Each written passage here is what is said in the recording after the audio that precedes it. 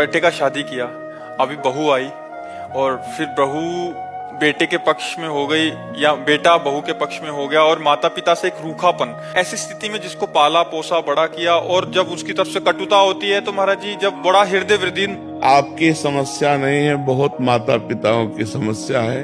कोई विशेष श्रद्धावान अपने ऐसे माता पिता की सेवा कर पाता है, नहीं तो बहू सास को पीट रही है, बेटा माँ पिता को मार रहा है लात डंडों थप्पड़ों से। बेटा और बहू भी तो एक दिन बूढ़े होंगे। हाँ, देखो, अगर हम अपने माता पिता को कष्ट देते हैं तो हमारे जो पुत्र होंगे वो हमको उससे 100 गुना बढ़ के कष्ट देंगे, क्योंकि वो ब्याज भी तो मिलेगा।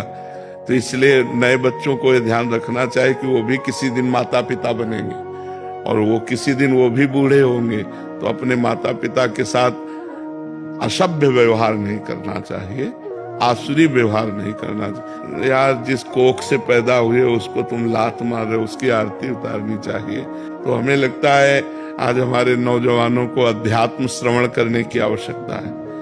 शास्त्र श्रवण करें, संतों की बात सुने, जिससे समझें तो माता पिता कौन है। माता पिता की आराधना से भगवान विट्ठल आज जो महाराष्ट्र में विराजमान है वो माता पिता की आराधना से ही प्रकट हुए। पुंडरीक नाम के एक भगत अपने माता पिता को भगवान मानकर आराधना करते थे, तो भगवान स्वयं चलकर दर्शन देने आए। जो विट्ठल रूप में है ना, वो स्वयं दर्शन देने आए। माता पिता की आराधना भगवान की आराधना है, पर कलयुगी बच्चे नहीं समझ पा रहे हैं।